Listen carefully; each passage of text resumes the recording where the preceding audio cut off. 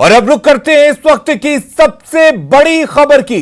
गढ़वा में बीमार स्वास्थ्य सिस्टम के कारण एक कोरोना पॉजिटिव की मौत हो गई है। सिंचाई विभाग में इंजीनियर के पिता कोरोना पॉजिटिव निकले थे, लेकिन कल शाम में उनका ऑक्सीजन लेवल कम हो गया था, जिसकी वजह से सदर अस्पताल ने रिम्स रेफर किया था। लेकिन परिजनों ने बार बार बुलाने के बाद भी एम्बुलेंस नहीं आई। ऐसे में बुजुर्ग की मौत हो गई। सिविल सर्जन ने भी 108 एम्बुलेंस सेवा पर सवाल उठाए हैं।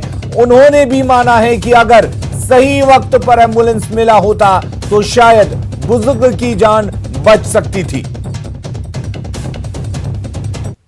कम हो गया था और यहाँ तो व्यवस्था है नहीं हॉस्पिटल में। रेफर भी हुआ तो ले नहीं जा सके, रांची में एम्बुलेंस नहीं मिला। कितना भी ट्राई किए तो एम्बुलेंस नहीं दिया लोग। तो क्या करते रह गए यहीं पर रात में। सुबह में सोचे कि लेके चलें कोई गाड़ी से, तो चल बसे। कल जांच कराया गया तो उनको कोरोना पॉजिटिव निकला, तो शाम में भर्ती कराए। शाम में थोड़ा सा उनका सांस फूलने लगा तो ऑक्सीजन लेवल नापा गया तो वो 37 के आसपास था। फिर ऑक्सीजन लगा करके उनको जो है हम लोग रेफर करने की प्रक्रिया शुरू किए, लेकिन दुर्भाग्य से एम्बुलेंस रात भर कोशिश करते रह गए, नहीं मिला। 108 की जो रवैया उसके चलते उनका मृत्यु यहीं पर हो गया। और अब सवाल है कि सुविधा के अभाव में बीमार बुजुर्ग की मौत का जिम्मेदार कौन है। जिस तरीके से एक बुजुर्ग की मौत हुई है और वो भी एक एम्बुलेंस नहीं मिलने की वजह से मौत हुई है, तो इसका जिम्मेदार कौन है। 108 एम्बुलेंस सेवा की सुविधा मरीज को आखिर क्यों नहीं दी गई, जबकि इसको लेकर दावे बड़े बड़े किए जाते हैं। गढ़वा सदर अस्पताल ने रेफर से पहले आखिर मुकम्मल इंतजाम क्यों नहीं किया, एम्बुलेंस की व्यवस्था क्यों नहीं की गई, उसके बाद क्यों नहीं रेफर किया गया। और शैलेश हमारे साथ इस खबर पर ज्यादा जानकारी के साथ जुड़े हुए हैं। शैलेश, बड़ा सवाल यह है कि आखिर इसका जिम्मेदार कौन है। क्या वाकई वहां पर व्यवस्थाओं की कमी थी, बिना व्यवस्था किए ही मरीज को रेफर कर दिया गया? सर बता दूं कि ये मरीज जो है ये बिहार के रहने वाले हैं और वहां से यहाँ अपने इंजीनियर पुत्र से मिलने के लिए जो 2 दिन पहले आए थे। बिहार से आने के कारण इनका तत्काल कोरोना जांच किया गया, उसी में इनका पॉजिटिव आया। इसे स्वास्थ्य विभाग द्वारा तत्काल सदर अस्पताल के कोरोना अस्पताल में भर्ती किया गया, जहां इनका ऑक्सीजन का लेवल धीरे धीरे घटते चला गया। सदर अस्पताल की चिकित्सक सिविल सर्जन की माने तो उन्होंने कहा रहा है कि हम तो रेफर कर दिए, लेकिन क्योंकि कोरोना मरीज को कहीं भी ले जाने के लिए 108 एम्बुलेंस को ही लगाया गया है और ये 108 एम्बुलेंस का रवैया जो है वो किसी के अंडर में वो काम नहीं करता। उसका अपना एनजीओ है जिसके कहने के अनुसार ये काम करता है। और जब भी इसको कहा गया कि ये मरीज को लेकर रांची जाना है तो उनका कहना साफ था कि जब तक हमें ऊपर से निर्देश नहीं मिलेगा तब तक हम नहीं जाएंगे। और इसी कारण आनाकानी के कारण एक दूसरे पर आरोप ठोकते रह गए और इसी बीच इनकी मौत हो गई। जी चलिए शैलेश, बहुत बहुत शुक्रिया। तो हम लगातार अपील करते हैं कि जिस तरीके से कोरोना की रफ्तार बढ़ रही है, कोरोना संक्रमण का खतरा बढ़ रहा है, ऐसे में बच के रहने की जरूरत है, क्योंकि सावधानी ही इसका एकमात्र इलाज है। और अगर आप सावधान रहते हैं, सुरक्षित रहते हैं, खुद को सुरक्षित रखते हैं, तो आप अपने परिवार, आसपास के लोगों को भी सुरक्षित रखते हैं। और कोरोना जांच की धीमी रफ्तार पर झारखंड हाईकोर्ट ने चिंता जाहिर की है। मुख्य न्यायाधीश डॉक्टर रवि रंजन और न्यायमूर्ति सुजीत नारायण प्रसाद की खंडपीठ ने दायर जनहित याचिका पर सुनवाई की। कोर्ट ने कोरोना जांच की धीमी रफ्तार पर राज्य सरकार से पूछा कि इतनी लापरवाही क्यों। कोर्ट ने राज्य सरकार से ज्यादा कोरोना जांच करने के निर्देश दिए हैं। साथ ही कोरोना से बचाव के लिए जागरूकता फैलाने की भी बात कही है। कोर्ट ने प्लाज्मा थेरेपी पर 31 जुलाई तक रिपोर्ट मांगी है। माननीय मुख्य न्यायमूर्ति ने कहा है कि आज तो चूंकि ये मामला सूचीबद्ध नहीं था, लेकिन चूंकि ये मामला काफ़ी सीरियस है, इसलिए इसको मैं बीच में ले रहा हूं और आपसे ये जानना चाहता हूं कि इसके लिए आप क्या क्या उपाय कर रहे हैं, इसके संक्रमण को रोकने के लिए आपके पास क्या दिशा निर्देश हैं, क्या आप उसमें सुझाव और जनता को कैसे जागरूक कर रहे हैं, जागरूकता के लिए क्या क्या उपाय है, सारा पूछा गया है। वो 31 जुलाई को ये मामला सूचीबद्ध है, फिर से उसमें हमको लगता है 31 जुलाई तक राज्य सरकार इसमें जवाब दाखिल कर देगी। तो बिल्कुल हाईकोर्ट ने सरकार से जवाब तलब किया है कोरोना जांच के रफ्तार को लेकर। और कुल मिलाकर अगर हम बात करें तो कोरोना की रफ्तार जो है वो बढ़ती जा रही है, संक्रमण का खतरा भी लगातार बढ़ता जा रहा है। हर जगह सरकार अपनी पहल कर रही है कि कोरोना पर लगाम लगाई जा सके, लेकिन आपकी भी जिम्मेदारी बनती है कि आप सावधानी बरतें। अगर आप सावधानी बरतते हैं, खुद को सुरक्षित रखते हैं, तो कोरोना की चेन को तोड़ा जा सकता है और कोरोना के संक्रमण को फैलने से रोका जा सकता है।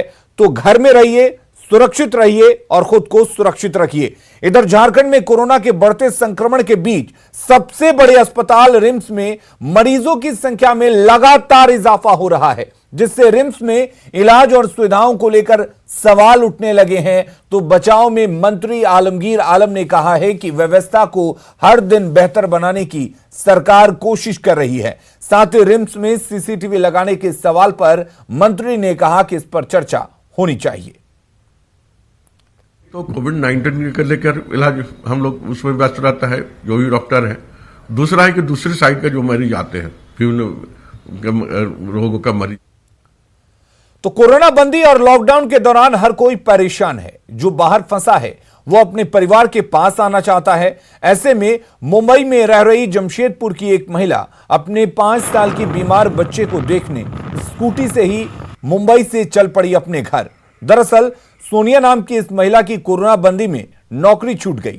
रेंट देने से के लिए पैसे इसके पास नहीं बचे। परेशान सोनिया ने झारखंड के मुख्यमंत्री से ट्वीट के जरिए गुहार लगाई, लेकिन उनका रिस्पांस नहीं मिला। आखिर थक हार कर किसी तरह लोगों से पैसे इकट्ठे कर सोनिया अपनी स्कूटी से ही निकल पड़ी अपने घर जमशेदपुर के लिए, 1800 किलोमीटर दूर अपने बेटे से मिलने। सोनिया ने सीएम हेमंत को ट्वीट किया, साथ ही अपना वीडियो भी शेयर किया है। इसलिए निकले हूँ क्योंकि मुझे झारखंड सरकार ने भी मदद नहीं किया, मुझे महाराष्ट्र सरकार ने भी मदद नहीं किया।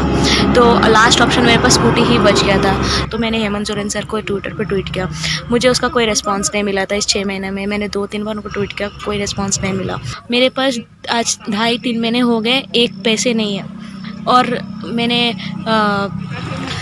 मैं आज तक किसी से कुछ भी उधारी नहीं लिया, लेकिन फिर भी मेरे को इधर आने के लिए सबसे थोड़ा थोड़ा करके अभी मेरे पास कुछ 5,000 रुपये जमा किया मैंने। मुझे पहुंचना है, मेरे बेटे को देखना है और मुझे इसके अलावा और कुछ नहीं चाहिए। और बड़ी खबर गिरिडीह से है, जहां हार्डकोर महिला नक्सली और सुनीता उर्फ कौशल्या को पुलिस ने गिरफ्तार किया है। एरिया कमांडर पर सुनील, आपको बता दें कि 2 लाख रुपए का इनाम था। गुप्त सूचना पर पुलिस ने खुखरा थाना क्षेत्र के गम्हार जंगल से इसे गिरफ्तार किया है। सुनीता पर बोकारो में 9 और गिरिडीह में 4 नक्सली मामले दर्ज हैं। फिलहाल वो इलाके में संगठन विस्तार का काम कर रही थी और किसी घटना को अंजाम देने की फिराक में थी। एरिया कमांडर, जिनका नाम पार्टी में सुनीता, कौशल्या एवं रमा के नाम से जो जानी जाती हैं, उनकी अरेस्टिंग हुई है। इनका पूर्व का जो इतिहास रहा है वो ऐसा है कि संतोष महतो एवं नवीन मांझी के दस्ते में पूर्व में इन्होंने सक्रिय भूमिका निभाई है। इनके पूर्व में बहुत सारे केसेस में संलिप्तता। हजारीबाग के बड़का गांव में चल रहे स्वरोजगार सत्याग्रह आंदोलन को लेकर राजस्व एवं भूमि सुधार विभाग की बनाई गई हाई लेवल कमेटी की पहली बैठक हुई, जिसमें उत्तरी छोटा नागपुर प्रमंडल के आयुक्त, बड़कागांव विधायक अंबा प्रसाद, एनटीपीसी के जीएम समेत कई अधिकारी मौजूद रहे। बैठक में रैयतों की मांग पर चर्चा हुई। बैठक में अंबा प्रसाद ने रैयतों को 12 सूत्री मांगों पर विचार करने का आग्रह किया। लेकिन एनटीपीसी के जो अधिकारी लोग आए हैं यहाँ पे, वो अपने आप को स्टेट और अपने आप को डिस्ट्रिक्ट और अपने आप को गवर्नमेंट और प्राइम मिनिस्टर समझते हैं। अभी जब कमिश्नर साहब का उनको आदेश दिया जा रहा था कि आप भी साइट पे चलिए लोगों से बात करने, तो उन्होंने साफ साफ मना कर दिया, बोला हम वहाँ पे नहीं जाएंगे, हम अधिकारी किस लिए हैं। तो ये अपने आप को हर चीज़ से ऊपर समझते हैं। वो उस क्षेत्र में काम कर रहे हैं, लेकिन वहाँ पे रैयतों से मिलने के लिए हमेशा ये दूर रहते हैं। बीजेपी की ओर से आज से 3 दिवसीय पौधारोपण कार्यक्रम अभियान की शुरुआत की गई। रांची के चुटिया स्थित महादेव मंडा स्थल से प्रदेश संगठन महामंत्री धर्मपाल सिंह ने पौधारोपण कर अभियान का आगाज किया। पार्टी ने हर मंडल में 1000 पौधे लगाने का लक्ष्य रखा गया है। इस तरह कुल 513 मंडलों की 29,500 बूथों पर पार्टी नेता और कार्यकर्ता 5,13,000 पौधे लगाएंगे। पौधारोपण कार्यक्रम के तहत बाबूलाल मरांडी, दीपक प्रकाश, रघुवर दास और अर्जुन मुंडा ने अपने आवास पर ही पौधे लगाए। दिन का वृक्षारोपण महाअभियान चलाने का निर्णय झारखंड भारतीय जनता पार्टी ने लिया है, जिसका शुभारंभ हम आज से प्रारंभ कर रहे हैं और 3 दिन तक विशेष रूप से, वैसे तो पूरे बरसात भर और कभी भी हम लोग वृक्ष लगाते ही हैं, कार्यक्रम की शुरुआत करते समय भी, विभिन्न अवसरों पर भी, लेकिन इन 3 दिन में हम विशेष रूप से प्रत्येक मंडल में मिनिमम 1000 पौधे लगाए, ऐसा हम लोगों ने तय किया है, निर्णय लिया है। सभी कार्यकर्ताओं को ऐसा निर्देश दिया है। राजधानी रांची में बारिश ने नगर निगम के दावों की पोल खोल दी है। बारिश से निचले इलाकों में जलजमाव हो गया है, जिससे आम लोगों को काफी दिक्कत हो रही है। मौसम विभाग ने अगले 2 दिनों तक भारी बारिश की संभावना जताई है। वहीं साहिबगंज समेत संथाल के कई इलाकों में बिजली गिरने की भी आशंका है। बनाने में टेंडर पास हुए हैं, तो यहाँ झारखंड की जो है सो जमीन ऊंची नीची है, तो उसको देखते हुए जो है सो सड़क का निर्माण करना चाहिए। बट यहाँ फीट और इंच के हिसाब से सड़क का निर्माण हुआ। जहाँ पर गहरी सड़कें हैं वहाँ पर पानी का जो है सो जमाव कुछ ज़्यादा हो जाता है, जिसके कारण हल्की भी बारिश में ढेर सारी जो है सो मुसीबतों का सामना करना पड़ता है। हम लोग के कपड़े गंदे हो जाते हैं, ऑफिस के लिए निकलते हैं तो पूरा भीग कर जाते हैं। पलामू में पत्थर माफिया की मनमानी और प्रशासन की लापरवाही के कारण सगालीम आसेहार सड़क गड्ढे में तब्दील हो गया है। बारिश के दिनों में इस सड़क से सफर तय करना किसी मुसीबत से कम नहीं है। कीचड़ में तब्दील सड़क से मरीजों को शहर ले जाने में ग्रामीणों को खासी परेशानी हो रही है। हर साल बारिश से पहले ग्रामीण सड़क मरम्मती की मांग करते हैं, लेकिन उनकी मांगों पर न माइंस विभाग सुनती है और न ही इन सड़कों पर सरकार की नजर पड़ती है। कई बार सड़क के लिए आंदोलन भी किए गए, तब खानापूर्ति के लिए सिर्फ मिट्टी डालकर ग्रामीणों का गुस्सा शांत करने की कोशिश की गई।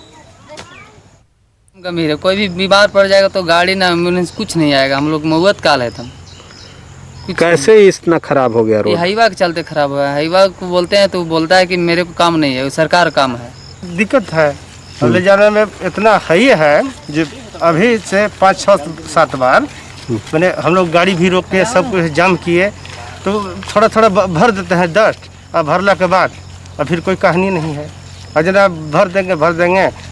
झारखंड के सभी सरकारी शिक्षकों को 31 जुलाई तक कोविड-19 से बचाव और स्कूलों में स्वच्छता को लेकर प्रशिक्षण लेना है और ऑनलाइन परीक्षा देनी है। अगर 31 जुलाई तक शिक्षक ऑनलाइन परीक्षा में पास नहीं होते तो जैक ने कार्रवाई के निर्देश दिए हैं। लेकिन बोकारो में सुदूर इलाकों में रहने वाले शिक्षकों को काफी परेशानियों का सामना करना पड़ रहा है। नेटवर्क की समस्या के कारण वे ऑनलाइन एग्जाम नहीं दे पा रहे हैं। कोरोना संक्रमण के बीच इस बार रक्षाबंधन का त्यौहार मनाया जाएगा। भाई बहन के प्यार के इस पर्व में कोरोना खल ना पहुंचाए, इसे लेकर पोस्टल डिपार्टमेंट ने खास इंतजाम किए हैं। भाई बहन के अटूट प्यार का पर्व रक्षाबंधन 3 अगस्त को है, लेकिन कोरोना संकट ने भाई बहन को दूर दूर कर दिया है।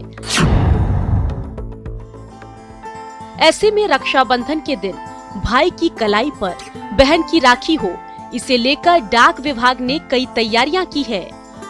भाई बहन के प्रेम का प्रतीक रक्षाबंधन पर किसी तरह का खलल न हो, खास करके कोरोना पीरियड में, उसको लेकर के पोस्टल डिपार्टमेंट ने काफ़ी एहतियाती कदम उठाया है, जिसके तहत आप देख सकते हैं कि ये RMS है और यहाँ पे पूरी की पूरी जो डाक जो होती है वो यहाँ पर पहुँचती है और यहीं से सप्लाई होता है। यानी कि जो बाहर जो बहनें अपने भाई के लिए जो राखियाँ भेज रही हैं, उनके लिए पूरी एहतियाती कदम उठाए जाते हैं। खास करके जो डिस्पैच जब होता है ये राखी, वहाँ से लेकर के जब डिलीवरी जो घरों तक पहुँचती है तो वहाँ तक सैनिटाइजेशन की खास प्रबंध की गई है। राखी के एनवलप भी अवेलेबल कराए हैं। जो हमारे पोस्ट शॉपिंग है और जो महत्वपूर्ण डाकघर है उसमें आपको राखी कवर मिल जाएंगे, जिससे आपने राखियां भेज सकते हैं। और इसके अलावा हमने सारे डाकघरों को ये निर्देश दिया है कि वो डाकघर में जो भी राखी की मेल आती है उसको प्रॉपरली फास्ट उसको डिस्पोजल करे, उसको कहीं रोके नहीं। कम्युनिकेशन का थोड़ा दिक्कत है, लेकिन कुछ मार्जिन समय लेके अगर पोस्ट कर दिया जाए तो समय तक मिल जाएगा सब। और पूरा ऑफिस मेरा हर दिन सैनिटाइज होता है। कोरोना संकट में रक्षाबंधन पर भाई की कलाई सूनी न रहे, डाक विभाग की ये कोशिश है। साथ ही मायूस बहनों के चेहरे पर खुशियां लौटाने का भी प्रयास है। जा नहीं सकते हैं ना, इसीलिए भेज दे रहे हैं। मम्मी का है तो मामा जी के लिए भेजना है, इसीलिए मेरे को बोली कि जाकर डाल दो, तो वही हम डाल निकले हैं। हालांकि कोरोना संकट में राखियों की बिक्री में कमी आई है, जिससे दुकानदारों में थोड़ी मायूसी है। पहले जो होती थी राखियाँ बहुत जोर की बिकती थी, 1 महीना पहले से ही राखी की बिक्री शुरू हो जाती थी, बाहर भेजने वाले, कुरियर करने वाले। इस बार वैसा कुछ विशेष राखी बिकी नहीं। जाहिर है इस बार कोरोना पीरियड है और कोरोना के कारण से राखी पर्व को लेकर के सभी लोग चिंतित हैं जो किस तरह से मनाया जाए। ऐसे में डाक विभाग ने कई कदम ऐसे उठाए हैं जिससे कोरोना संक्रमण का खतरा नहीं बढ़े। कैमरा पर्सन राजीव के साथ भुवन किशोर झा, न्यूज 18 रांची। और जोहार झारखंड के इस बुलेटिन में फिलहाल के लिए इतना ही, लेकिन खबरें लगातार जारी हैं। बने रहिए न्यूज 18 बिहार झारखंड के साथ।